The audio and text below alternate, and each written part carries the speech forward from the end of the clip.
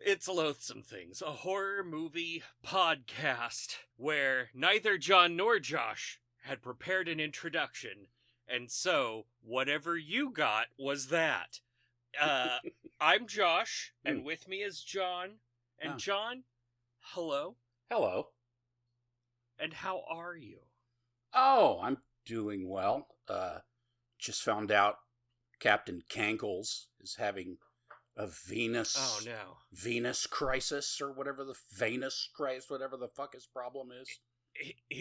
He's having a Venus thigh trap? Yes, a Venus French fry trap. Oh no. Oh no. Meanwhile, people are burning their red hats because of all the things. I am so happy. Honestly, the fact that the Epstein thing has come back around, I'm just so happy. Like, the only thing that could be better than that is if now Donald Trump was like, no, I don't want you to be able to read her emails. Yes, that's correct. Yeah. It's really, what a great time to be alive and white. Yeah. Because otherwise, it's not so great. No. Otherwise, a bit shitty. A little shitty for all those non-whites. Sorry. Oh yeah. Big surprise, the conditions in Alligator Alcatraz, not great. Not so good. The roof leaks, the air conditioning keeps going out, the toilets are backed up, they eat stale ham sandwiches. Let's see, they're plagued with mosquitoes, they're not allowed to contact anyone, and there's no medical care, showers, toothbrushing, and anything else, apparently. Yup. And I don't know if it was there or if it was just at a different facility, but like sometimes they don't even bother like taking the handcuffs off of people, for like days at a time. So that's neat. What an epic nose itch that must create. Unbelievable. Yeah, well, believable. Yeah. Unfortunately, I looked up the location of Alligator Alcatraz, and it's this semi-abandoned training airstrip that's like halfway between the southern Florida Gulf Coast and Miami, and it's right off of this road called the Tamiami Trail, or however they say it. Ooh. I forget. It's about 30 minutes from where my mother used to live, and I can say with great confidence, having driven right past where that is, that area is fucking terrible. Like, it's one of my, like, as far as geographically, it's one of my least favorite, if not my least favorite part of the country. It's horrible. Wow. You mean you don't prefer bottom of the butthole Florida as one of your big go-to locales? I know it's hard to believe, but I hate Florida. Yeah. Oh, man, that's rough. I can say with not a lot of certainty, but a little, that I've never been to Florida. Like... Yeah. Unless you're really into extremely hot and sweaty outdoorsmanshipliness. Yeah, that's me. Yeah, or apparently you're in a death metal band. Oh, yeah. Or you live in South Beach. There's nothing there. Just nothing. It's a horrible place. Wow. I can't wait to visit. Oh. I mean, I guess if you want to keep protesters away, it's a great location. Yeah, and if you look at the map also, you'll discover that it is basically adjacent to a Native American reservation. Yes, that's the land they gave them. Enjoy. My God. I believe it's called the Okie Go Fuck Yourself Swamp. Okie choke on my Bobby swamp. Wee! And how are you doing? I'm doing well, just making fun of Native American names. Oh, it's the best. Who could possibly take umbrage with that? Yeah. Yeah. I'm doing okay. Apparently TikTok thinks we're about to have a hurricane, but not the meteorologists, so we'll see who wins. The meteorologists. Maybe a little bit. TikTok also thinks that Yellowstone is about to nuke the entire country, so. Oh, nice. Oh, well, I mean, it will one day, just not maybe right now. Who knows? No one. There's some videos out right now of animals in Yellowstone doing their annual migratory let's all run in one direction together thing, and all these idiots are posting on TikTok like a video of it with the guy's face, and he's like, as you can see, all these animals are leaving, therefore it's going to blow up. It's like, okay, well, everyone empty your savings accounts and blow it on blow, because there's nothing left for the world. Correct. Yeah, that's good. Yeah. It's good times all around. John, speaking of white people and good times, yeah, what are we... Why are you and I talking right now? Who the fuck knows? We are talking because we shall be very shortly discussing the 2025 horror film by the Phillipou brothers of Australia. A little film, it's their second effort. A little film by the name of Bring Her Back. Yes. Bring it back. Yes. As you remember, their first film was called Talk to Me, and people lost their fucking minds over it. It was okay. Yeah. We discussed it in a previous episode. Oh.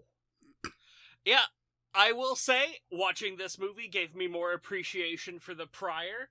I don't know if their plan is to continue making movies about really cool objects of modern/folk myth, but I wouldn't be upset if that's what they did, because this movie totally kicks ass. It is remarkably good. I wasn't even paying, like I've said before, I wasn't even paying attention to the fact that they, to their career anymore. I knew that I would probably watch whatever came out next, but I wasn't looking for it.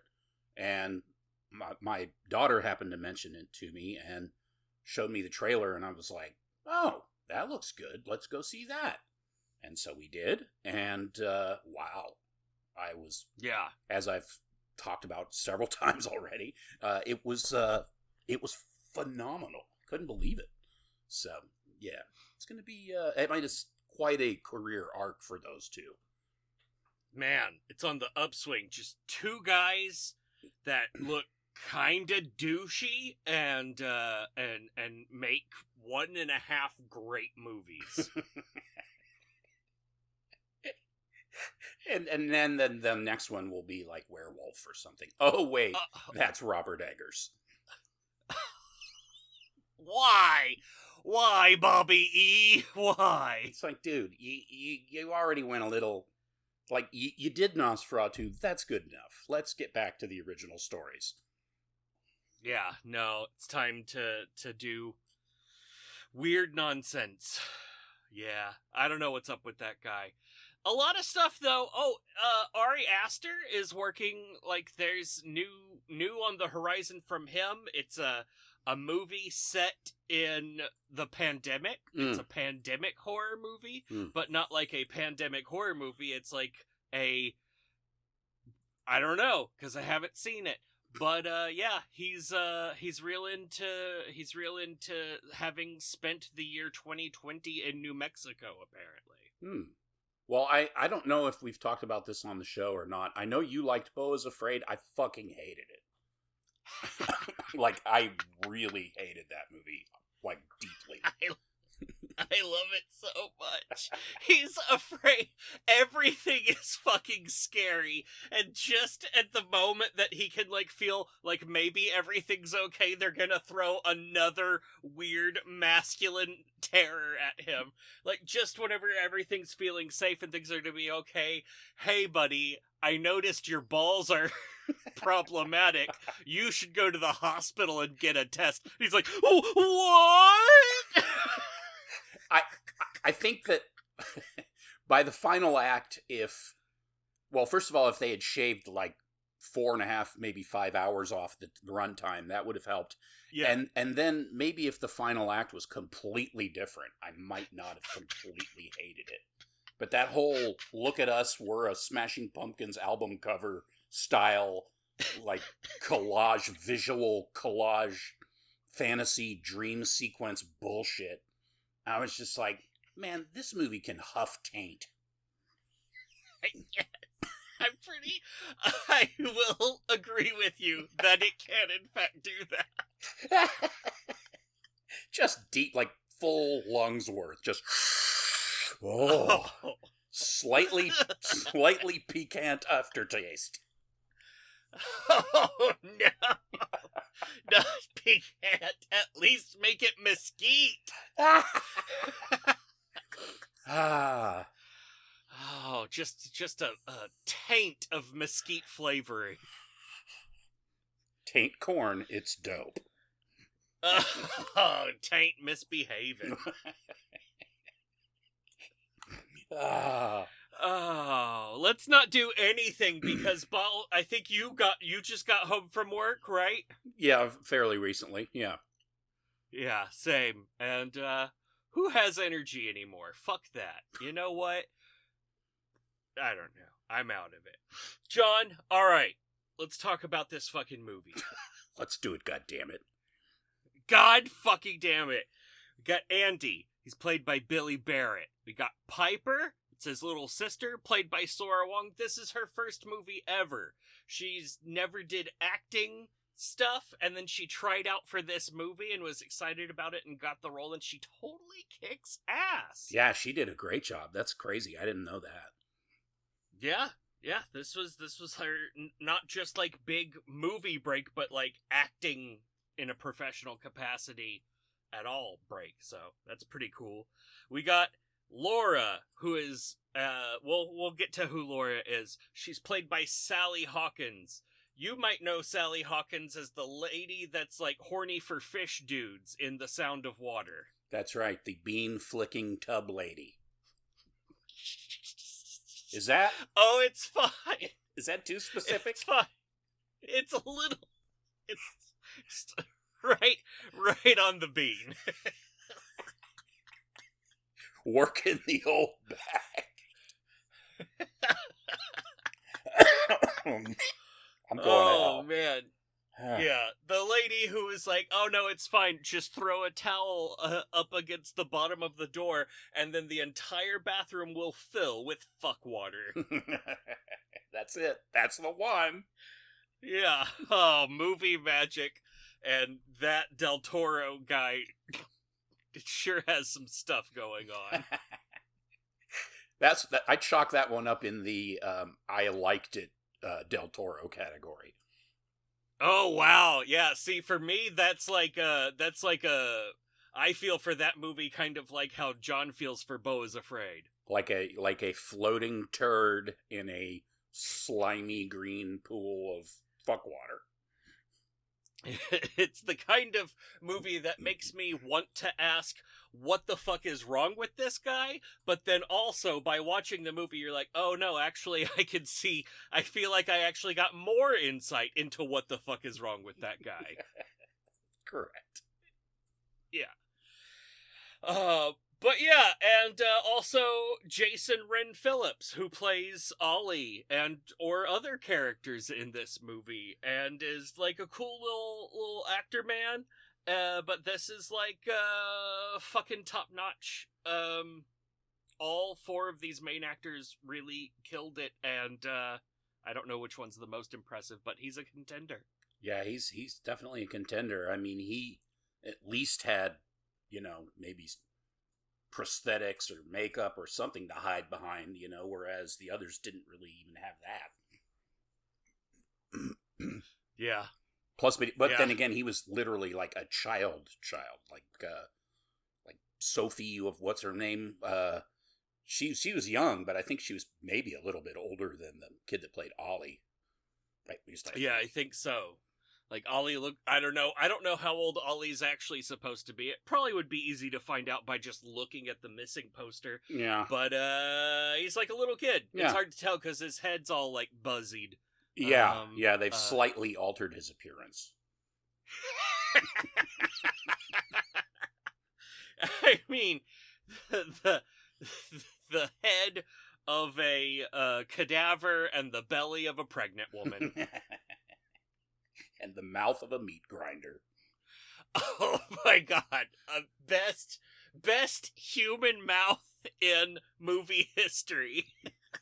I read some quick like Rotten Tomatoes reviews and stuff of the movie, and like I think my favorite comment was the person really liked the movie, but the violence just was so upsetting that it kind of ruined the experience for them. Oh, that sucks. Yeah, that sucks to be that person. Yeah, I was like, wow, this is probably not the movie for you then, because goddamn. Yeah, this is. I mean, yeah. If you get upset by violence and dental damage, this is not gonna be the one for you. But it's so good if that's not a problem for you. Correct. It's like, oh, do you have IBS? I'm sorry, this garlic and all of this FODMAP food is delicious. Exactly. Oh man, yeah. Anything else we need to go over before we kick it off? No, I'm curious. Yeah, I'll be curious to see what these guys come up with next, but we'll get into that, I guess, too. Yeah. No, I can't think of anything else. All right, so we got these opening credits. There's a Russian dark magic ceremony going on. There, a lot of circles are involved, a lot of uncomfortably nude men. It kind of looks like maybe it's like a kinky thing, but then it's also demons. It's really hard to tell. We'll get a little bit more insight into that as the movie goes on, but really not a lot. And aces, totally aces. Yes, that was I believe that was a conscious decision on their part, and it was a good one, because fleshing it out is only going to make it less disturbing. Yeah. Dude, these two brothers that look like if Gummo characters made it on YouTube and became wealthy, like, they put a lot of conscious decisions in here. Like, I have to assume that they're not huffing paint anymore, because, like, a lot of thought went into this fucking movie, and, man, they like, this one does reward rewatching, because there's a lot of wildly little details in here that do come back around. So fucking good. Yeah, for two guys who look like the human embodiment of Axe body spray. It's like, how did they pull this off?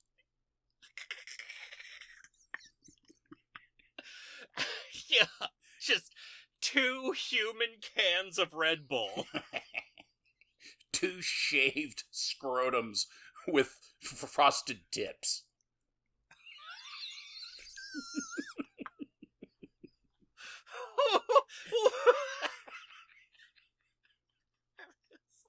Does that mean their upper pubes have frosted tips? Or are we just talking about their balls and the top of their head? Why not both? Yeah, or did they frost the tips on their balls and then shave them off?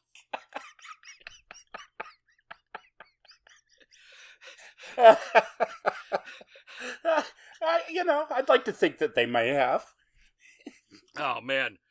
Only on Loathsome Things will you find out about the mystery of the frosted ball tips. Let's see. Okay, so then the movie moves in. We've got Andy and Piper. They're our brother and sister. They don't look a whole lot alike. That'll get explained. Don't worry about it right now. She's blind, mostly, not all the way, but mostly. He's like her older brother. She calls him a pedophile in order to endear herself to horrible children. And she like is a badass blind person who's very concerned with being perceived as, you know, not badass. Mm-hmm. So she doesn't use her cane. Her cane's always like stuck in her backpack, and she's just going around navigating the world commando eyes style. One bump at a time. Yeah. And her brother like tries to make the world better for her by telling her things like, "Oh no, those girls they didn't hate you. They liked you, but they suck." And, you know, stuff like that. Let's see. His dad is her stepdad. And when they make it home one day, he has puked up a bunch of jalapeno jelly to death on the shower room floor. Penis out.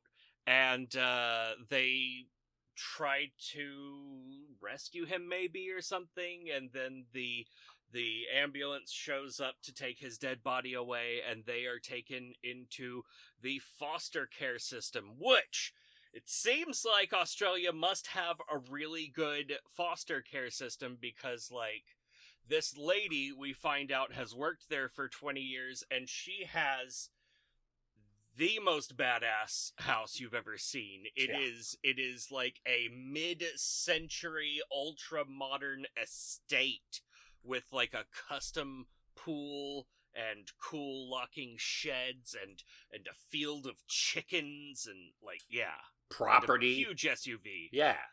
Middle of the fucking wilderness, like close to a city, but also isolated. It's like perfection. Yeah. Yeah. Like, you know, and she's just like a public servant, like a social worker. Yeah, she's a retired social worker who's like 39 or whatever. And she, you know, she has a 4-year degree in psychology and has turned it into a vast wealth. I want to back up just for a moment because I will forget the part where they're wheeling the dad out the front door, and the they like bump.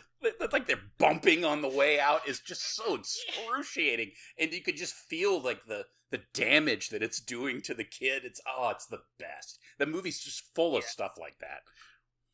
Yeah. It's the bump to the front door, and they just keep ramming into it, and they're like, I guess we have to lift it up a little. It's so good. It's so cruel. Yeah. It's amazing. And you bring up a great point, because this movie is told from the point of view of Andy getting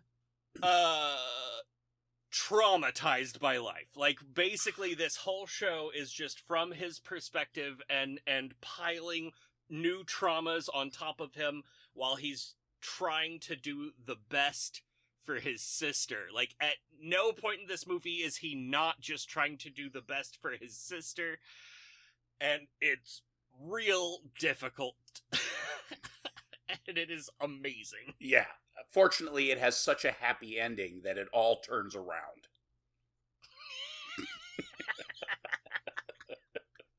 Man, the ending is a whole topic. All right, so they're going into the system. Andy can't apply for guardianship until he's 18, and that is in 3 months. So they were originally going to split them up, but then they just didn't. And it's one of the weird things in this movie where they're like, oh, maybe that doesn't make sense. But yeah, so he's going to go to the same place that she's going to go to, even though that person didn't want him. And part of it is this little contention about like how he got into trouble for something when he was 8 years old, and a little bit of like heavy, like, what's that weight is given to that scene. So they go to Laura's house. Mm-hmm. Laura has this big fancy motherfucking house. Oh my god. She's playing obnoxious Australian music. The music in this movie is not the right playlist. That's how I also really feel like, yeah, these guys are in fact douchebags. They're just douchebags that make amazing movies, because the song selection for this movie is real ass. It's like 2 solid hours of Midnight Oil.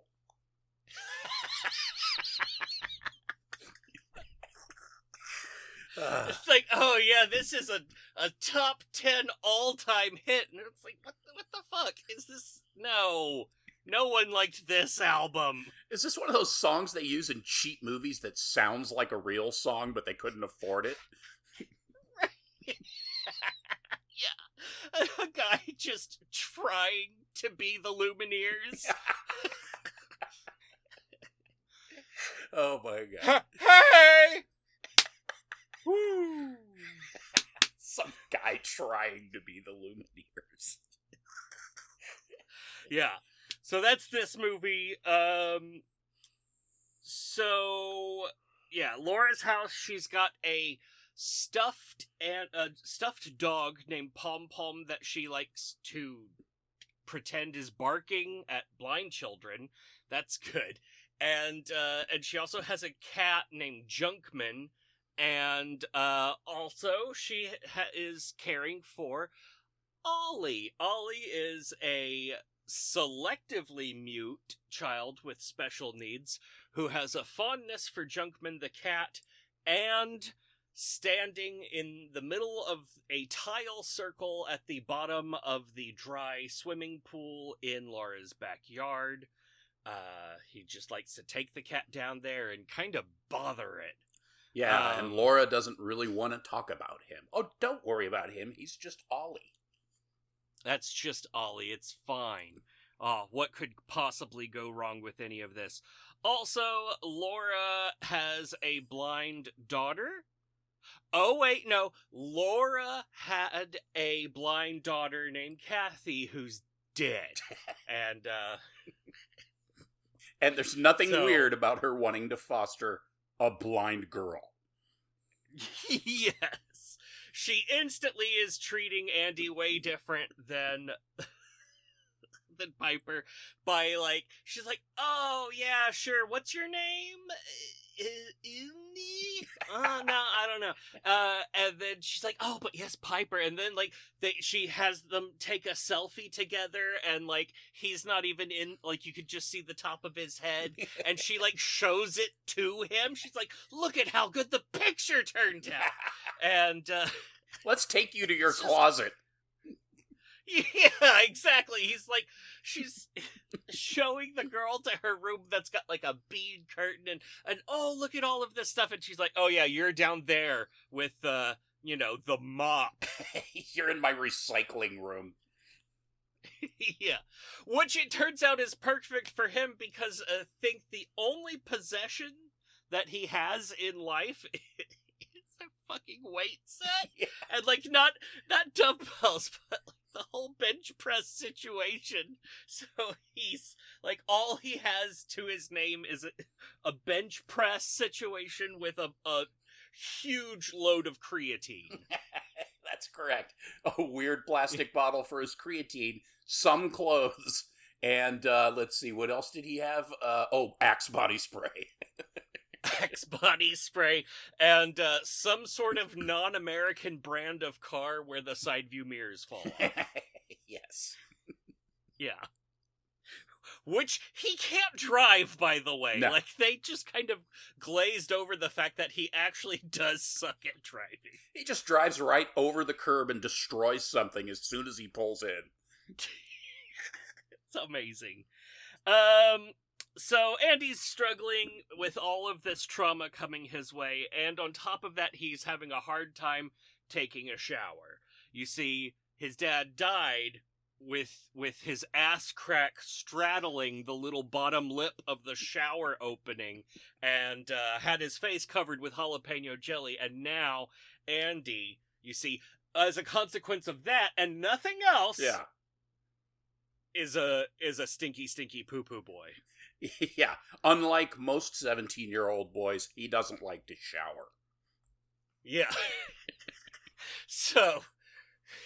So just don't shower. Yeah. And wear Axe body spray, and then you will, be just snorting lines of pussy.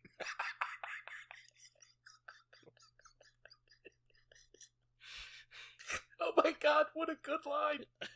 Thank you. I don't know where it came from. Snorting lines of pussy. Oh man, that's good. I gotta write that down. Yeah. Pay attention, guys.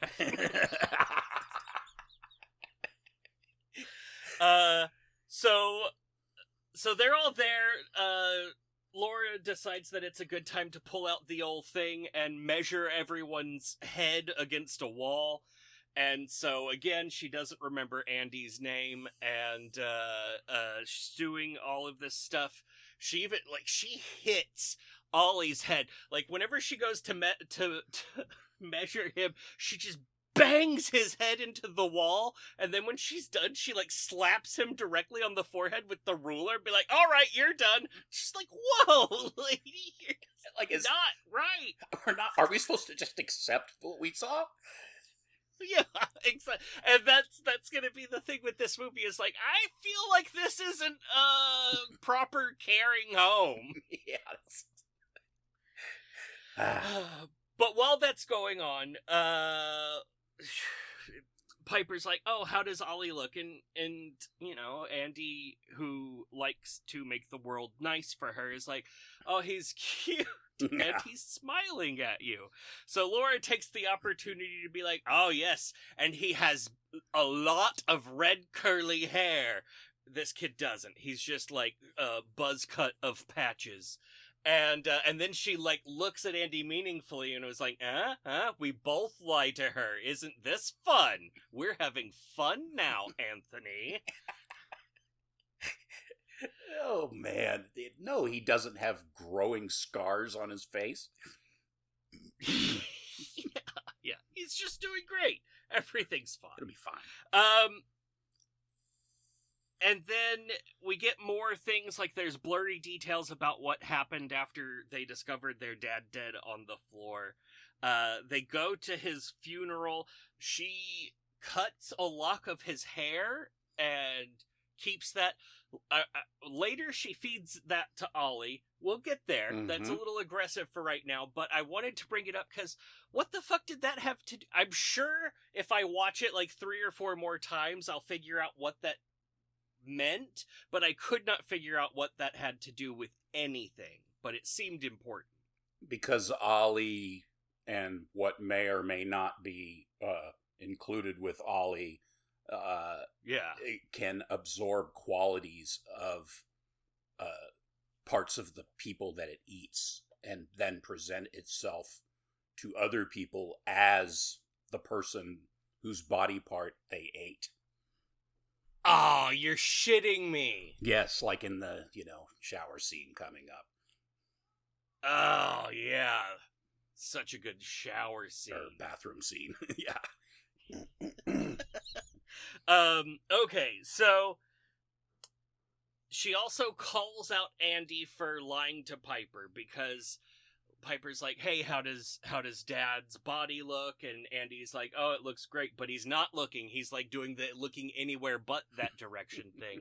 And so then Laura calls him out for that and makes him, and so she's like, oh, but we promised we used the safe word, which is grapefruit. And he was like, yeah, I'm sorry, I just couldn't do it. And then Laura makes him go back in and look at his dad and kiss his dad, and then she was like, no, kiss him on the lips, and makes him kiss him on the lips, and he's having flashback to his dead dad's lips being covered in jalapeno jelly, and he's not having a good time. And she's doing weird stuff oh yeah, it's traditional. Don't you know that the human spirit stays inside the body? He's still in there. And he's like, oh my God, whatever, lady. Not weird at all. No. While all of this is going on, Ollie has been left at home alone, which seems to bother no one. No one is like, hey, maybe this isn't good. He gets left home alone, smashes through the glass, cutting his hands all up. You see, Ollie is hungry. You couldn't tell earlier, but it seemed like maybe he was hungry for Junkman the cat. Hard to say, but now Ollie is, like, trying to get into this cool shed with a lock on it. He can't get in there. Oh, but look over there. Is that a chicken coop? I'm gonna go press my body through the chicken wire into the coop. Like, so much Play-Doh to eat with them. That would be cool, but that didn't really happen. Laura, on the way home, they're like, hey, why are you all depressed? It's a funeral, it's a party. And so she gets to the idea that they think it would be fun to get drunk. So she gets them drunk. Yes, both of the children. Yes. Yeah, both children drunk. She's the one that's, like, peer pressuring, like, oh, no, yeah, here, take a shot. Like, not just, like, give them something to drink, but taking shots as part of a shot-taking game. And meanwhile, Ollie is just in the backyard, covered in blood. And no one has checked on him, and no one thinks that there's anything wrong with that, or that he's just back there covered in blood. And after a while of all of the stuff, like, eventually Piper has passed out, so it's time for Laura and Andy to, like, have a heart-to-heart one-on-one situation. So she talks about her daughter Kathy. They're talking about, like, what it's like to have dead people that you're related to. And so she's talking about Kathy and how she would give anything to just hear her call her mum one last time.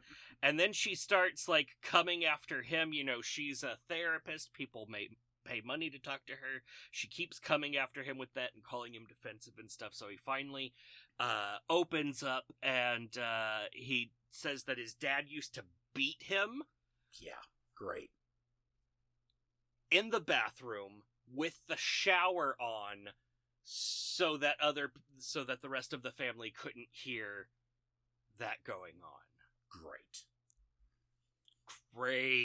Oh man.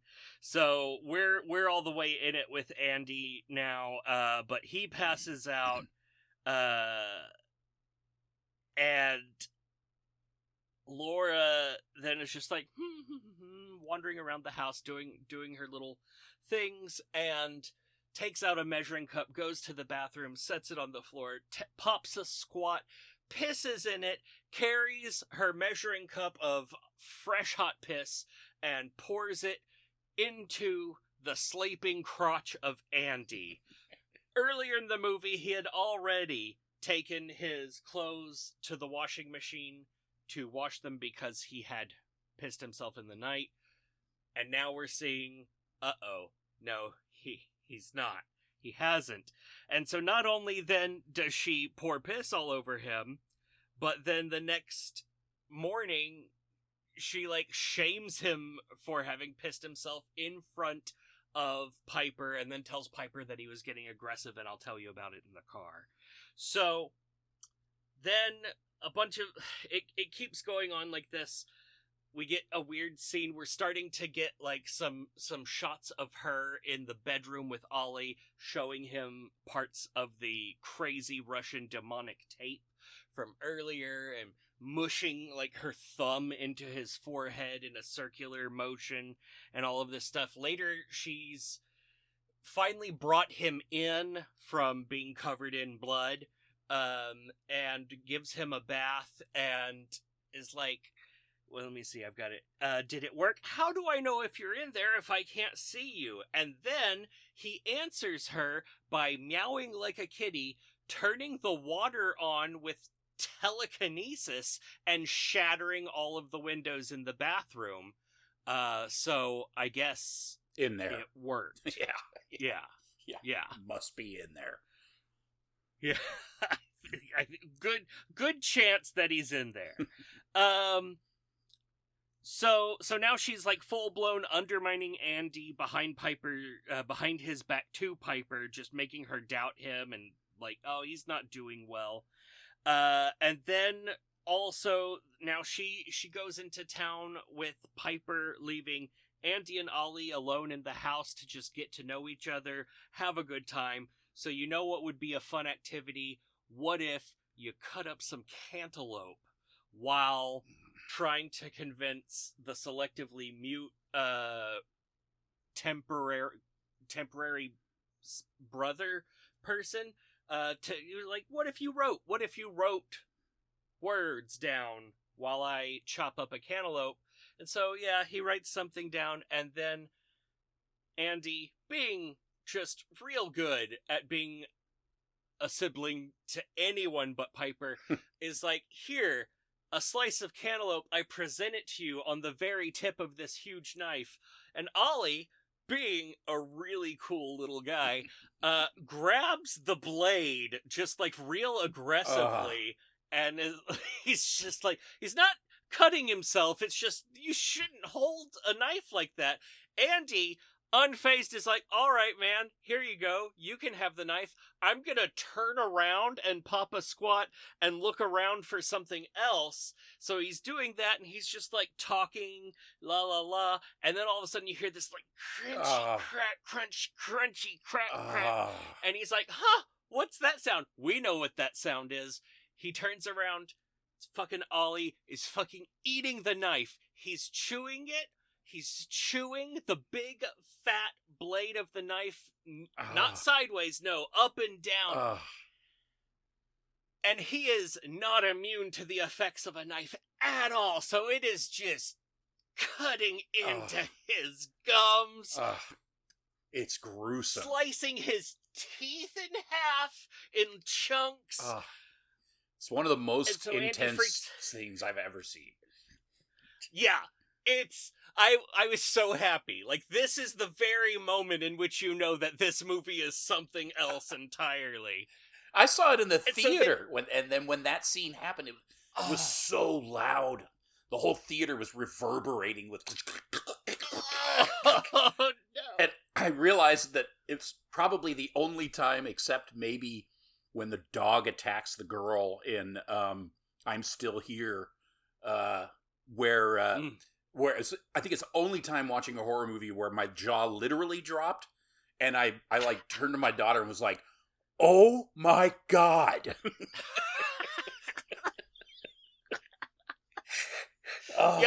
Yeah, it's like up there with the light pole in Hereditary. Yes. With just like, holy shit, you're kidding. No. Can we pause this? I need a breath. Yeah. And then it hits you again, because Andy's like, oh no, Ollie, don't do that. Grabs the handle and tries to pull it out, and instead Ollie like does a little like cool move that has it slice up into his lip and upper gums and into his face. Oh man, it's brutal. So brutal. It's amazing. It is merciless. Yeah, it is surprising. So Andy is like, it finally figures out, hey, maybe I should do anything about this. Picks up the kid, runs out into the rain with him, and apparently we now see there is a big chalk circle around the property. And as soon as the bleeding and otherwise not really fazed Ollie crosses that white chalk line, he starts freaking out, writhing, talking crazy nonsense and just being weird and not having a good time. Laura comes home just at this moment and is way more concerned about him being outside the chalk outline than she is about his face. And so then there's like reprimanding and all of this stuff. And that scene is awesome because the way it's played, I mean, if you know movies, you know there's more going on than the way it's being played. But the way it's being played is that, you know, when he exits that circle, terrible things will happen. You know, yeah. It's like, no, terrible things are happening inside the circle. Yeah. And that's what Laura's freaked out about. She's like, no, he can't get out of the circle. What have you done? So she takes him back to his room, plays the tape again, and is watching it like it's an instructional video, and is like thumbing his forehead again. But before that, we hear from Ollie, the selectively mute child. He says, "Where am I? Who are you?" And then she's like, "No, shh," and then just like smushes his head with her thumb, and then he goes away again. But there's just like this little moment of us seeing this other person inside of Ollie. Who could that be? That's right. He doesn't drop any hints to Andy at that point, does he? I feel like he does. I don't know. I don't remember it real good because I originally thought that he said it to Andy there, but then no, it's back in the bedroom. So I feel like there was just like a little quick spark of a moment of doubt in there, but not a significant one. Yeah. Not yet. And so then it gets a little blurry for me, but then so all of a sudden kind of Andy wakes up in the hospital. He's like passed out, and now he's like come to in the hospital, and there's, you know, doctors and nurses around him not answering his questions. He has a vision of his father telling him do what? No, that's right. I'm remembering that. Yeah, go ahead. Sorry. Just commenting. Oh no. Yeah. His dad gives him a vision that Piper's gonna die in the rain. And he wakes up, Laura's there, she hasn't brought Piper. We saw that she's actually told Piper that he doesn't want visitors. Yeah. And she's been deleting his texts to her from her phone and deleting anything that she could find it. Like, she's been hacking into his phone and like deleting everything, especially pictures of Ollie and all of this stuff. And yeah, she's brings him a new can of Axe. Yeah, she's drugging his creatine, if I remember. That's how she's able to. Have we seen that? I don't know if that's happened yet, but I know. Yeah, I guess that's. Yeah, maybe we haven't seen it yet. There's so much that I like. It's so. It's just such a heavy movie that sometimes it's hard to like place everything in order.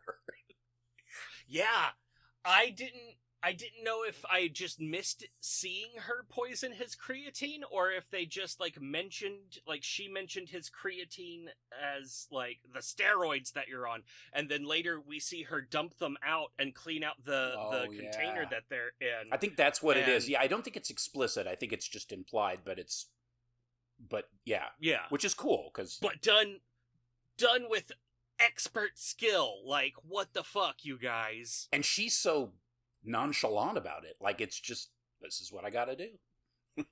She's just chill about all of this. It's really weird.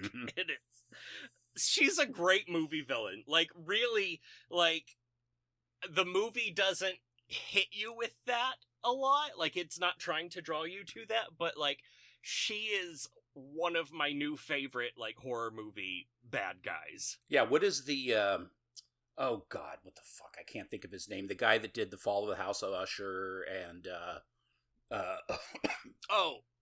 Midnight. Edgar Allan Poe? Well, the guy that did the remakes of that, and he did the he's doing the Stephen Dr. Sleep director, and he did Mike Flanagan. And yeah. What's that long series about the vampire that visits the island town? It's Midnight something.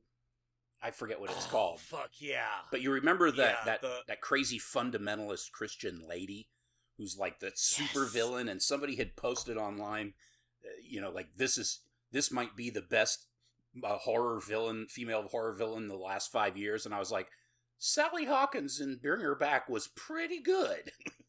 Yeah. But yes, she was great in that. Midnight Mass, that's it. Yeah. Dang. That's good. Hey, I don't know how long ago that was. That might have been more than 5 years ago. I kind of wondered that myself, because I was like, if we're going over 5 years, I think The Girl and Martyrs might give you a run for your money, too. Oh, man. Yeah, you're right. These are all really good choices. But I'm putting it up there. She's yeah. This performance is up there with the best. Yeah, I go with Sally Hawkins. She's fucking amazing. She's a great actress. And yeah, she's so perfect in this role. Yeah, and I mean, she was not the thing I didn't like about The Shape of Water. It was like she did a great job. It was everything around her was just stupid. It was just everything else. Just surrounded like what if old school Clint Eastwood, but just surrounded by the movie Forrest Gump? What if Guillermo del Toro's Hellboy vibe, but Creature of the Black Lagoon plus masturbation? Yeah.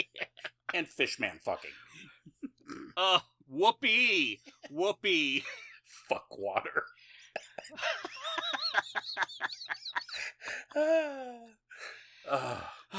So Laura brings him a can of Axe, and she says, he tells her about his dream about her dying in the rain, and she says, do you think it's because your dad died in the shower when I killed him? And he was like, what? And she was like, do you think it's because your dad died in the shower? I fucking love that! So like I didn't say anything. Yeah. It's so fast and perfect. She does not give a fuck. It's amazing. She is the gassiest of lighting. Oh, man. Just the amount of gaslighting abuse in this is tumultuous. Like, you think that this is a movie that's about gore? No, this is a movie that's like deep emotional traumatization. Oh, man. It's great. It is. In a separate conversation, Piper says she's still going to live with Andy after all of this, but they'll come visit her on the weekends. So to that, Laura's like, here, I want you to touch some meat in a freezer. And we see that, in fact, the meat that Piper is touching, that she's like, ooh, what is it? It feels bad. I hate this. And she's like, oh, don't worry, it's just meat. And we see, oh no, that's Kathy's little frozen body. You see, Laura has kept her daughter Kathy's body frozen in the garage deep freezer. Oh, she's got her in frost encrusted in a top down freezer. It's amazing. Oh, it's so good. And she mentioned earlier in her conversation with Andy that she felt like she couldn't just leave her there because it's like she would be abandoning her daughter, and it didn't feel right to like just leave her there in the graveyard. And then she didn't really like follow that up with anything, and now we're like, oh, I see. Now I see what happened. Now we know why the shed is locked. Yeah. Oh, man. So, and then she's watching the video some more. She keeps watching it. I think she's like looking for clues to figure out if she did this right. Hopefully the video also came with instructions, because the people in the video didn't have a video to watch, so they had to have like other stuff to go off of. That would be the good stuff. But I think she might just be trying to put this together by watching the video of it happening. That does not bode well. It's as if she got it off the dark web somewhere. So in the video, we see that the ceremony involves one person eating the dead face of another person and then puking that dead face into the face of yet another person. I don't know what that could do, but in the video afterwards, the person who got puked into got up and had a cry hug with one of the other people that were doing the ceremony, so it seems like it'll be good. Yeah. What could be wrong? It looks nice, yeah, you know? Sure. I'd post about that on Facebook. Oh, yeah. It's fine. Of course. So, Andy gets back from the hospital. The whole drive home, she's just, like, yammering about, like, how she can't understand why they would release someone who just had a psychotic break back into the home. So he feels all real good about stuff. And then she uses his body spray and quietly walks into Piper's bedroom while Piper is asleep and punches her real hard and quietly walks out while Piper is screaming in pain. Andy has been passed out during all of this, and so Laura accuses Andy the next morning of punching Piper and then baits him into an argument. He sees Ollie in the backyard is bleeding, and he's like, "What's wrong with Ollie?" And she won't let him out. The whole house is like locked where he can't unlock things even from the inside. So he gets out his phone to take a picture of Ollie, and she grabs that to delete it, and then they get into a tussle, and she throws his phone, and then he gets mad at her and punches the wall next to her, and she pretends to be struck, thus summoning Piper to her defense and her yelling at Andy to stop it, when in fact that's not what's going on. Oh man. And then plays the whole Axe body spray act. It's amazing. It's so good. This is when you're like, oh, she's the fucking worst. Oh my god. She's so bad. She is the most bad. This is terrible. And I hate her. Now I hate her. Before, I was just like, I don't like her. Now I hate her. So Andy leaves. He goes to the foster office where the lady from before named Wendy is doing her thing. And while he's there, he sees a poster of a missing child. That child is, what if Ollie had really awkward looking hair? And that child's name is Connor Bird. And so he grabs that. He goes into Wendy's office and he's like, how could you let this happen? And the lady's like, what are you talking about? And she's like, she kidnapped this kid. She's doing all this weird stuff. She's dangerous. She's crazy. Don't you guys research people? And they're like, no, she worked here for 20 years. And that's when you realize that this lady who worked at like the Fosters, it's Australian for the system. Oh, that was terrible. Wow. She's worked here for 20 years. I know her as well as I know anybody. She's one of the best employees we've ever had. Oh my god. So she's just the worst. The worst. So while all of this is going on, he's convincing her, hey, you gotta come with me. You can't call ahead. We gotta go right now. While all of that is happening, back at home, Ollie is transforming, and he's really hungry now. He's totes hungies. So he's eating everything in the house. Just everything in the kitchen is on the floor now, where he's tried to chew on it, but it just wasn't getting that itch. And so what finally scratches that itch but the fucking wooden tabletop? Let's eat it. He eats the big, thick wood tabletop, and they film it from the side. Just chomping, chewing at it, like tearing it away, and just making this mess and the horrible sound again. And like some of his teeth are coming loose and falling by the wayside as he's chewing. And then finally he gets like a whole mouthful and pulls his face away from the table and just chews it. It's just eating we anything. See little... He's getting little pieces of wood. We're watching it like work further into his mouth or then like come out the side and spill out while he's just doing cow stuff to this wood. So horrible. And then when that is too dry and he really needs something a little bit fresher, he starts eating ribbons of his own arm meat, just peeling it off like fucking it's like fruit by the foot. Here's something soft and delicious right here. Fruit by the foot. Foot by the foot. Tear me off one. Yeah. Oh man, it's so good. So he's having a great time. She finally catches him he like is looking in like from the pool. He loves the pool. He's looking in at her, and so she like yonks a big old hole in her arm and uses her blood to draw a big giant blood circle on the window. And now he's calmed again. And then she lets him into the room with the freezer, opens up the freezer, and she's like, "There you go, Ollie, have at my daughter."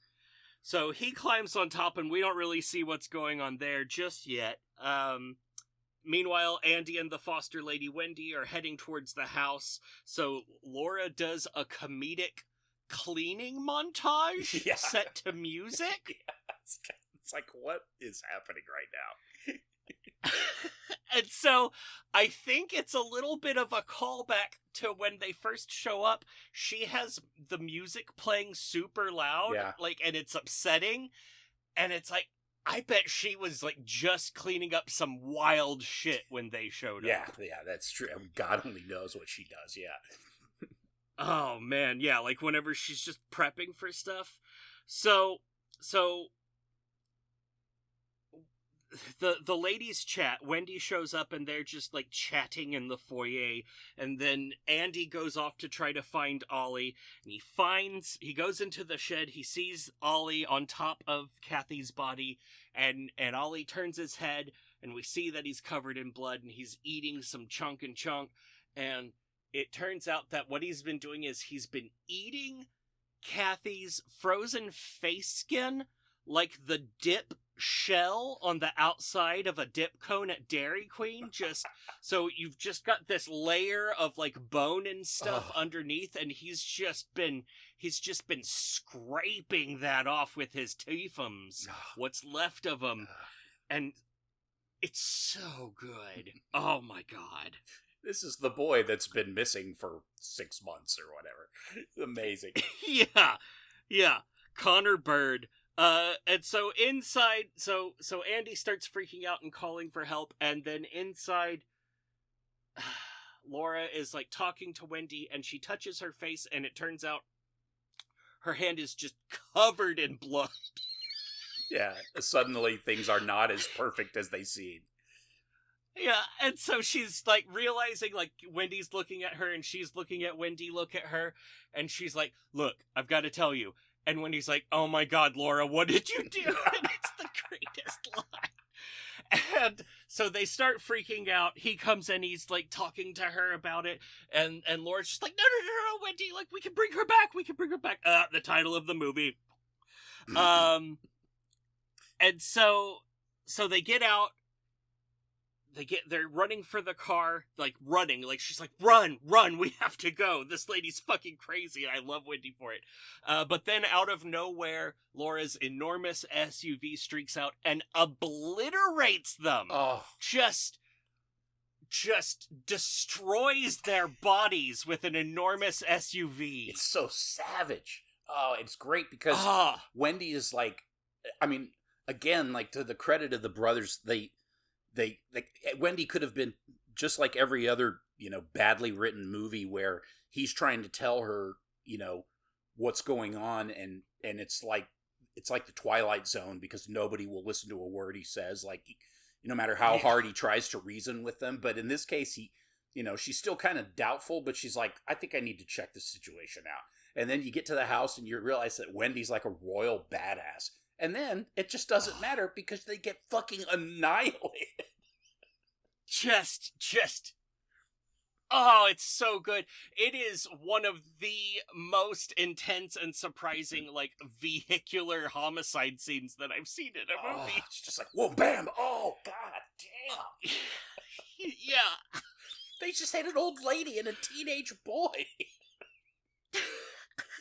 We don't really focus on what happens to him. We really focus on the initial blunt force and then reciprocal damage that happens to big ol' Wendy's body, and it is all the way intense. Like, she is done. Oh, you can feel it too. You can just feel the power of the car and the weight of her body.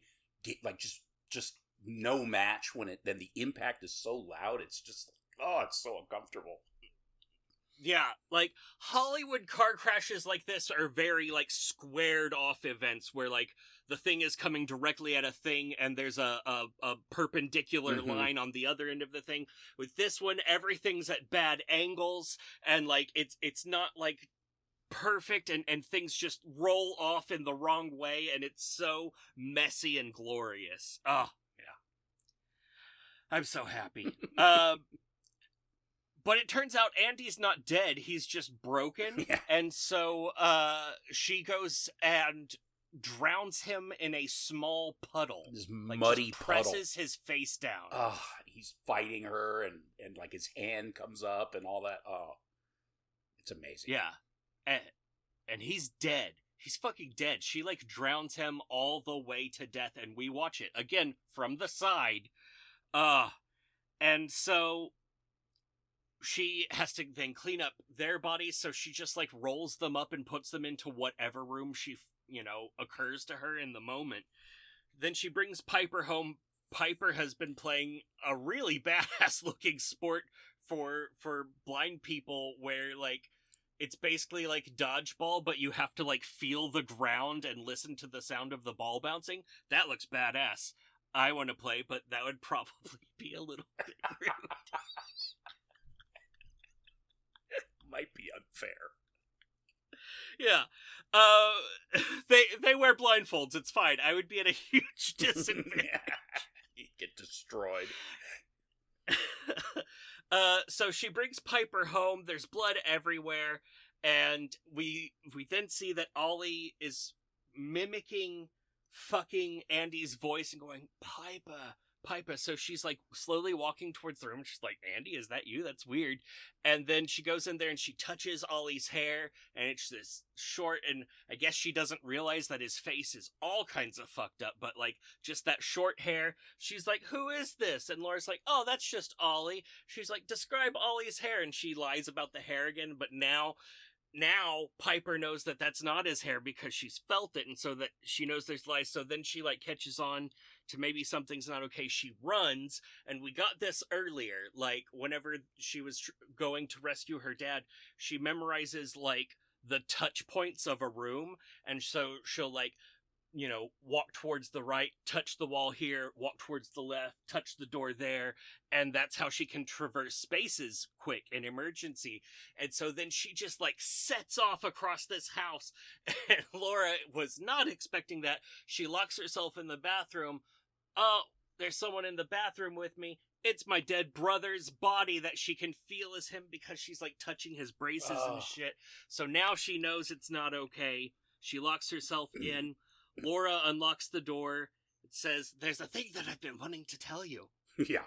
I met an angel. It's like, uh-oh. And he does wonderful things. And, what is it? She says, she put the angel inside of Ollie, and now Ollie's going to put Kathy inside Piper. And she's like, what are you gonna do? And she's like, I'm gonna drown you in the pool. And so they fight. Piper gets knocked out. Laura drags her to the pool, which is now full, by the way. It's been raining this entire time. To the point that it's like a thing that seems like it has to be that way because she's constantly checking the weather and, like, making sure that it's raining and stuff. We don't really know Laura's full power set because it does sound like maybe she killed Andy's dad. It does seem that way, yeah. But I mean, at the same time, she doesn't really seem to. Yeah, I mean, it's like she has interesting abilities, but at the same time, she seems to be really winging it. She has to keep going back to this video, but then she knows weird shit like, oh, if I cut off a lock of the dad's hair and feed it to Ollie, then he can present himself as Ollie's dad, as Andy's dad later, like in a vision or whatever. That's so fucking weird. I didn't put that together. So that was... Oh my god, that makes so much sense. I hadn't put that together that was Ollie doing a vision at Andy. Yeah, he was using his demon powers. I forget, I read somewhere the demon's called Tira or something like that, so... or something. Ooh. I forget. I have to look into it because I just read it before we went on, so I didn't get to look into it and see if it's a real one or if it's made up like the Booger Cosmic Mega Jizz Suki Dookie or whatever it was called. Yeah, the Booger Dooger. Yeah, that's it. The Suki Dookie. Yeah, Extro, the Booger Dooger. Yeah, that Canadian cryptid. Oh, man. From outer space. Yeah. Man, I really like this movie, like, for how it's bridging all of those gaps. Like, these guys are, like, filling a weird space in between, like, folk horror and, like, creepypasta and, like, modern society. Like, this is basically a folk horror movie, but all the way set in our present situation, not just like following the societal formula of old ones. Like, especially you look, and that was one of the things that was great about their other movie, was the fact that it was like, oh yeah, what if this crazy folk horror thing happened, but it happened, you know, in the 2020s and people used it as like a party thing. Like, that's amazing. And we're doing it again here with like this, where it's this lady who's like having a DIY demonic possession project that she's good at parts of and not good at other parts of. It's like what you realize as these guys get older and get exponentially better by the day, apparently, is that even when they were young, douchey Axe body sprayers, they were paying attention because they're intelligent. They were like taking notes, like, oh, you know, this whole social media thing or this whole YouTube phenomenon or creepypasta or whatever, there's something there and somebody hasn't really tapped it right, you know, properly yet. Why don't we do it? Because we actually understand it. It's like, oh, wow, these guys are actually intelligent. Yeah, these guys totally kick ass. They're so much cooler than I am. Oh, man, but they're such douchebags. I know, it's amazing. I love it. Let's make a bunch of Jackass movies, and then we'll make Bring Her Back. Oh, man. Dicks. What a trajectory. Like, I mean, great job. I can only imagine the next thing they put out is going to be terrible. It's going to be so bad. Maybe not. It's going to be so bad. Oh. They're like, we're going to reboot Aquaman. I know what you saw last Scream. Oh, no. So she drags Piper to the pool, and they're joined. Piper's passed out. They're joined by pregnant, fat, and like completely body ruined Ollie. Oh. Like, his face is out of control, and not just his mouth. Like, his skull is growing around his faceplate, and it's gruesome. He's got like really not high quality like body makeup on his ribs to make them look sunken in, but it just looks like someone used lipstick on his ribs. But then also he's wearing this amazing fat suit, and so his stomach is just like hanging forward because he ate everything he could find. And then ate some face. Oh, it's so good. So she starts to drown Piper, but Piper scratches her face and comes up for air and yells, "Mom!" And then Laura has flashbacks to Kathy and how happy Kathy was, and then Kathy's death in this very pool because, you know, she always wanted whatever. She always wanted to hear her call her mom one last time. One last time. And so while she's confused by that, Piper like comes to all the way and gets away. She'd been taking notes.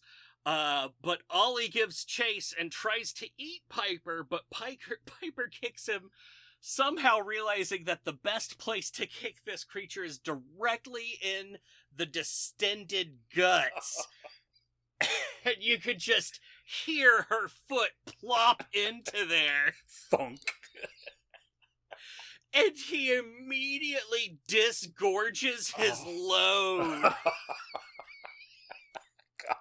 So repulsive. It is so bad. So she runs away. We see her make it to the street where she flags down a car, and they're like, "Oh dear, are you okay?" So it's like, okay, she's gonna be fine. She's rescued. Connor is found later that night in a puddle of gross and leaves, and it's like the Australian forest bobbies show up, and they're like, "Are you okay?" And he's like, "My name's Connor," around his ruined face. Oh, man. Oh. And then we follow Laura's final activities in this movie. She's like, well, okay. So she goes and pulls Kathy's body out of the freezer and carries her into the pool, and then just spoons her daughter's ruined face body in the pool, steeping together like two tea bags until the police come, and we see that she's in fact in the circle of the tiles in the middle of the pool. Movie over. Oh my god. Fucking amazing. And oh my god. Devastatingly sad. Yes. It's like this woman would literally do anything for just like another second with her daughter. It's just like go against everything she's ever believed in. I mean, I don't have any reason to necessarily think that she was the nicest or best person, but not the person she became. I mean, she was willing to do anything. I mean, we are given no indication of what she was like, but like we see her therapy tactics. She's got the training and the experience. She like gets him to open up by having them sit not facing each other, but like back to back, so that like you have this extra layer. Like she's got the moves, but we have no idea if she was like gaslighting people the whole time. We don't know what happened to her, I'm gonna guess, wealthy husband who's no longer in the picture. Yeah, and she doesn't seem to have any guilt about any of the things she's done. She abducted a fucking child out of his bedroom in the middle of the night so he could be a host for a demon. I mean, it's just insane, as like a middleman between her dead child and some girl that she only fostered to use as the husk of her dead daughter. Oh man, she's like, "You're perfect. You are just the one that I need." And it's like all timing-y, because she's like looking at the weather. She says like she killed their dad because of the timing. Like that's like a thing that's coming through in this movie, is that she like timed this precisely so that she would like get there at this like a moment. I don't know what, like, that the prequel to this movie would just really be something. Yeah, right. Like her seeing Andy and God, what the hell? I can never remember the daughter's name for some reason. The sister, Piper. Jesus. Andy and Piper and the dad, like, did she run into them at some grocery store and was like, "That girl is semi-sighted." What if they were... What if they became orphaned? Do you think she can see light? What about shapes? What about distended bellies? Oh, man, just... so good. I'm giving this a 666. Oh. It is like exactly the movie I wanted. The first time I watched it, I was a little cranky with the ending, but like with subsequent rewatches, it's just chef's kiss. I mean, I really do. The horrible man that lives inside of me wants to see Ollie puke Kathy's face into, Piper, and see what happens. Yeah. I want to find out if Laura did it right. I don't think she did. Let's go full men with this. Yeah. Like I want the special edition 4K Blu-ray with the 5 alternate endings. Oh. That's what I want. So do I. God damn it. Yeah. I would pay too much money for that. So would I. That's no shit. Yeah. Yeah, I definitely gave it a 666 as well. I mean, I fucking love this movie. It immediately jettisoned itself right into, you know, among my favorite horror films. It's just that good to me. It's fucking stupid. It shouldn't be that good. It has no business being that good. No, it has so many good things going for it as like a movie fan and a horror fan and just a fan of, you know, good stories and good characters and well thought out, smart screenplays and good idea. I mean, it's just, you know, there were so many ways that this movie could have sucked and it just didn't. Yeah. There's so many ways that this movie should have sucked. Yeah. Like,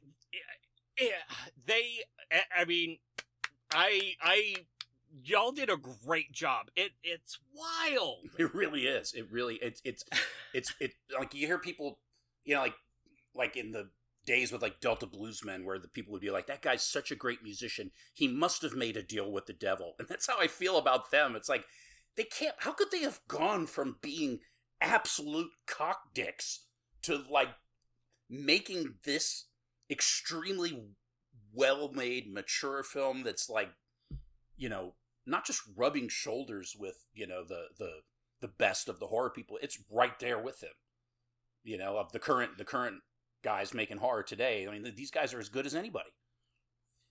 What if it's something way more terrifying than that? What if before they were just really good at making content to, like, in response to the analytics? Yeah. Like, give them advanced analytics and they're like, oh, okay, people want to see this, so we'll make the best of that. What if now they've pivoted and they're just ultra pandering to people like us? That would be even better. They're like, oh yeah, we have no love for horror. Like, this is not our thing. We don't take pride in the horror part. We just take pride in tricking you into thinking that something is good. That would be so awesome because it would completely delegitimize everything I think about movies. I know. It would be crushed. And yeah. It's like, wow, I'm the dumbest motherfucker that ever lived. Cool. Everything I hold dear is sad. This movie is about me. Oh no. I'm Beau is afraid. Oh. Yeah. Yeah. So speaking of people making a deal with the devil at a crossroads to learn how to play a really mean guitar. Yeah. John, what have you watched this last week that wasn't this movie? Oh man, this guy I work with loves to recommend all sorts of things in the world of horror movies and progressive heavy metal bands, and he recommended a film to me. He's been recommending this film to me for a long time, so I decided that I needed to watch it so he would stop recommending it. And nice. So I went ahead and watched it. It's called Phantoms, and it's from 1998. It stars Ben Affleck, and it's based on a Dean Koontz book. And it is... There's, like, bad things inside the road, right? Like, underneath the street? Yes, there's some amoebic super intelligence that surfaces every 200 years and eats everything and absorbs their consciousness or some bullshit. It's basically, like Dreamcatcher, but worse. with Rose McGowan, Ben Affleck, and Peter O'Toole. It is fucking terrible. I loved it. Yeah. I think I saw that movie on UPN. Like, I think it came on like Saturday at 1 p.m. or something like that. I would recommend. I mean, I would suggest it for the show, except I never want to see it again. It's terrible. It's so bad. Exactly.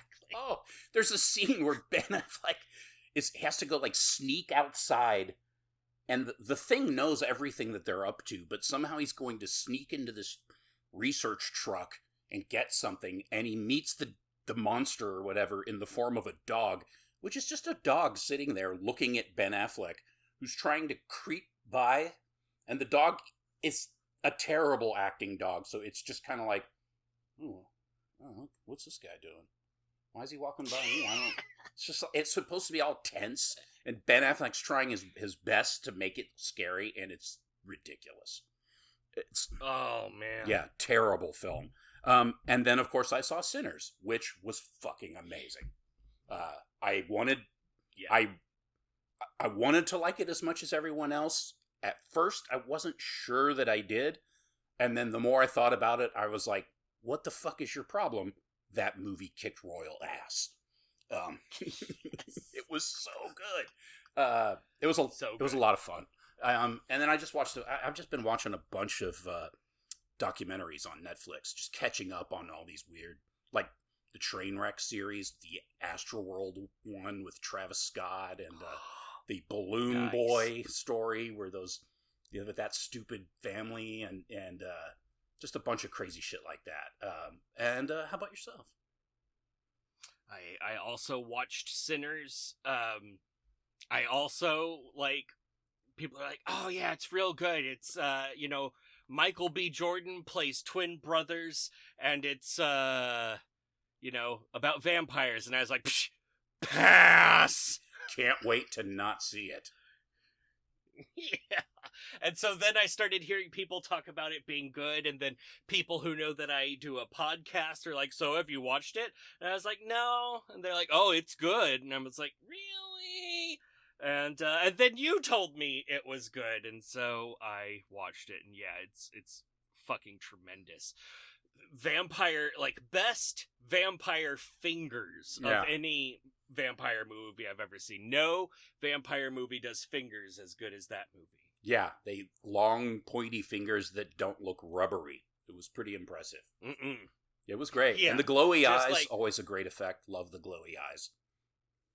Yeah. And the tremendous music. Like, wow. Yeah, the music's great. Yeah. Yeah. Good performance. It's a mix of a really good movie with kind of like a musical in a way, sort of, and vampire stuff, but done really well. Yeah, with like racial tensions, yeah, and it, yeah, a lot of like, oh man, I wish the Irish had done things differently. Yeah. Oh man. Oh, it's so good. I love that nerdy song they do when they show up at the juke joint, and then later when they're out dancing in the woods and the music they're playing, it's like, oh, this music kicks ass. If you guys had done this number at the door, they would have let you in. Yeah, why did y'all do that, like, shitty "Oh brother, where art thou" thing?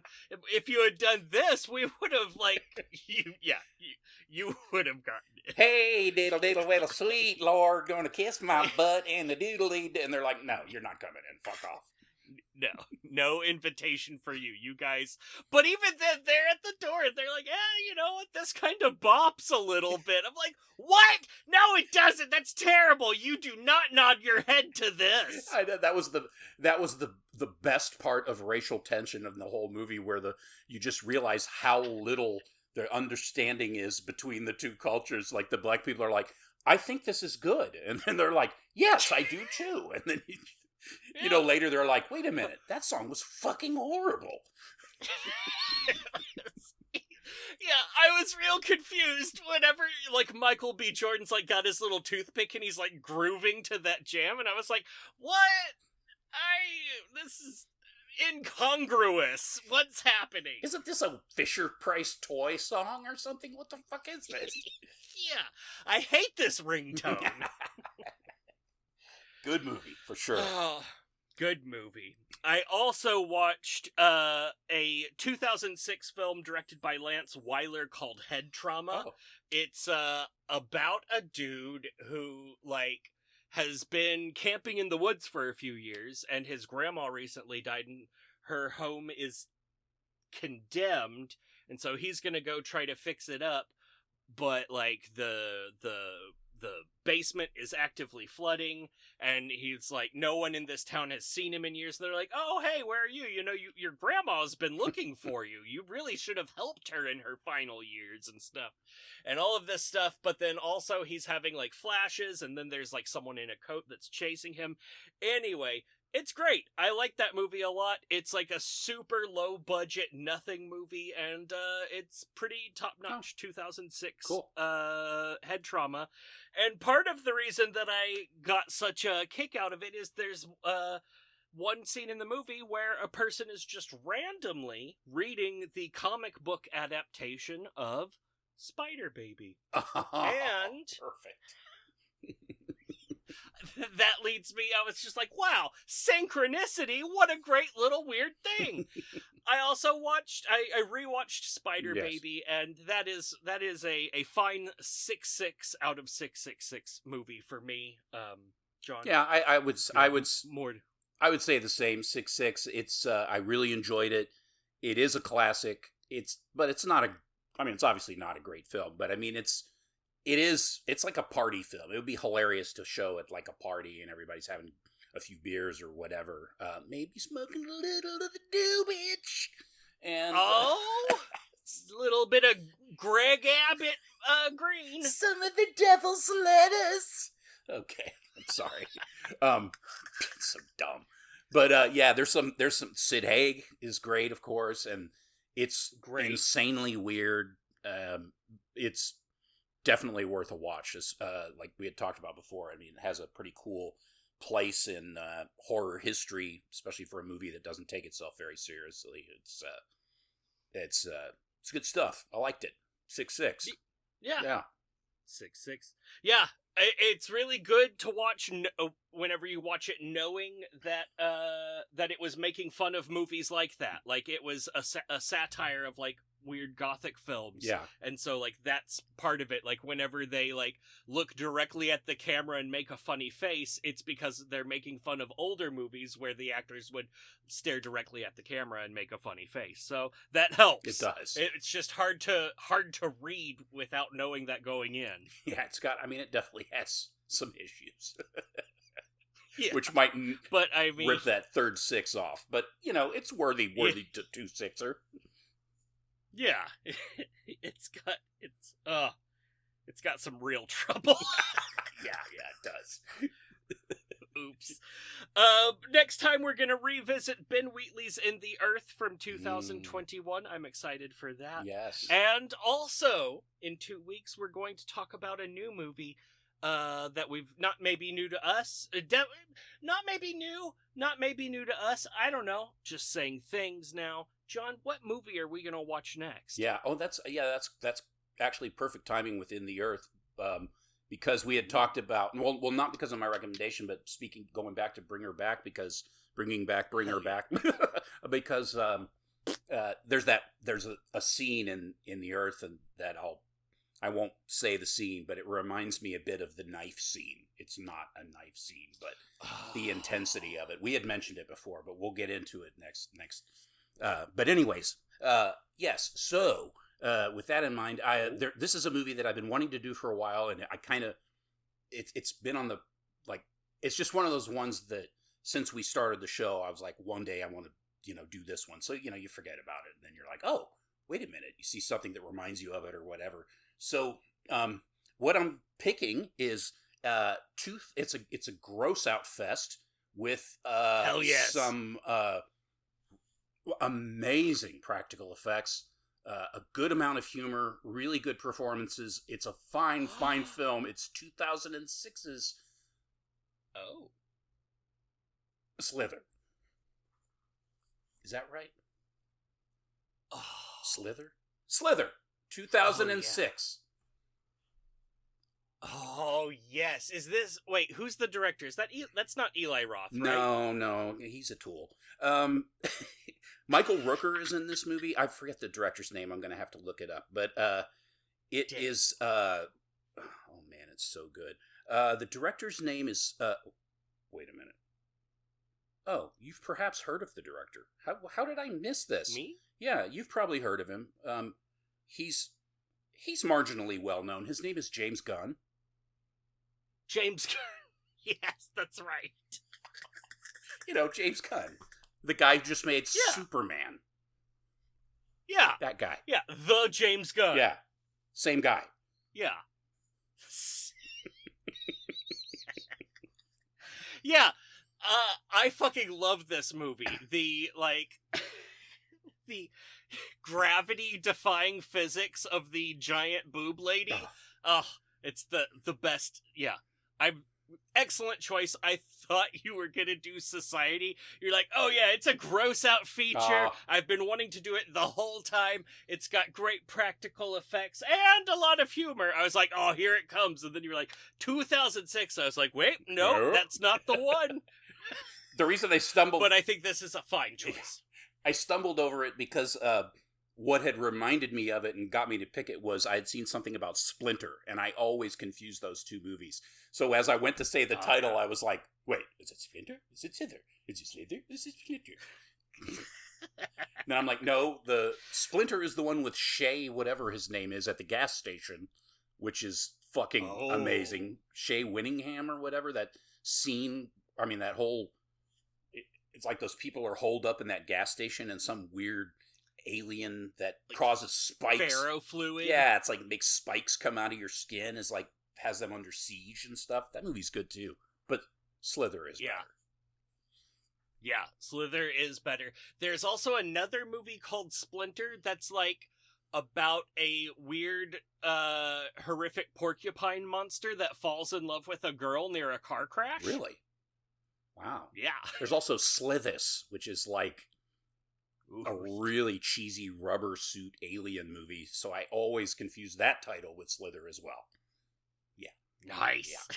We should watch all of these. And then those also remind me of some movie where all these people from the 70s, really low budget, where all these people are being attacked by killer earthworms. But it's like thousands of earthworms. They're not like special effects. It's real earthworms. There's like a scene where this guy's got like rubber earthworms burrowing into his skin, and he's all... And they're like... It's fucking hilarious. I confuse it with that as well. Yeah. I confuse it, of course, with the house from Harry Potter, Slytherin. Of course, sure. Yeah. Yes. I always get that house in this movie confused. The hat has chosen Slither for you. Oh, do you look evil? To Slytherin with you. I hope you enjoy latex. Oh no. Yes. All right. Well, I think I'm excited. 2 weeks. We're gonna talk about James Gunn Slither, that minor horror director of no notable notoriety who made this awesome horror movie. Yeah. And go out there, disrupt some commerce. Disrupt commerce and demand corn syrup in your Coke. Oh, it will help with your deep leg thrombosis, or what was it? Your veiny thigh gap? Yeah. What was it? Veiny cankle catastrophe or something like that. Yeah. Your scrawny cadaver. One of those. If only he could transfer his ear healing power to his ankles, he'd be fine. Oh, man. I can't wait for the headline, "The President has lost a toe." And it wouldn't be the weirdest piece of news of the day. Yeah, it won't even crack the top 10. They're like, no, you'll never guess. Hey, honey, the president lost a toe. Oh, that's good, dear. Yeah. Oh, and it looks like Mark Zuckerberg stared at other women's boobs now. Okay. just looking right down into the valley. Looks like Zuckerberg had some kind of makeover. He looks like a gay porn surfer. Okay.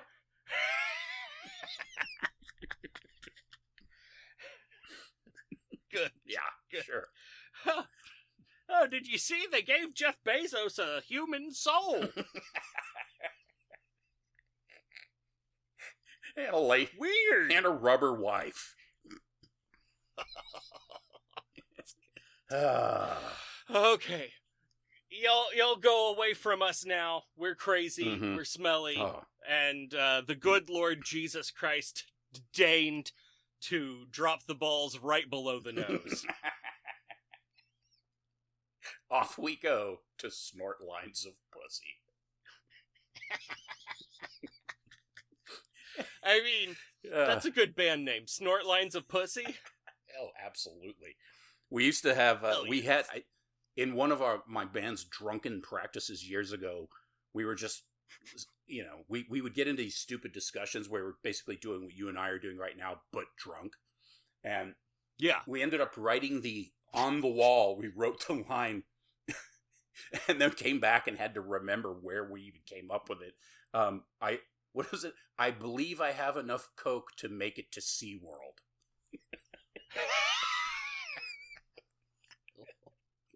Good. Yeah.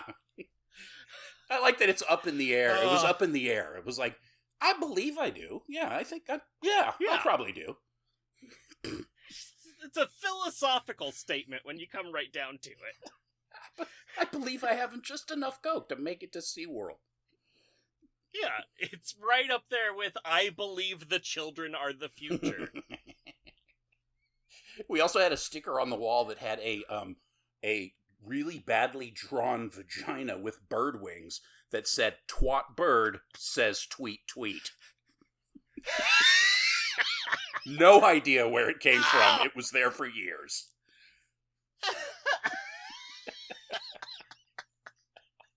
Whoa.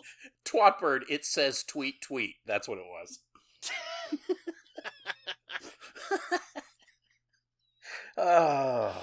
Oh my god, I can only imagine the van that was supposed to go on. Oh yeah. Woo. Okay. Good. All right. Yeah, we're nice. Yeah, we're sorry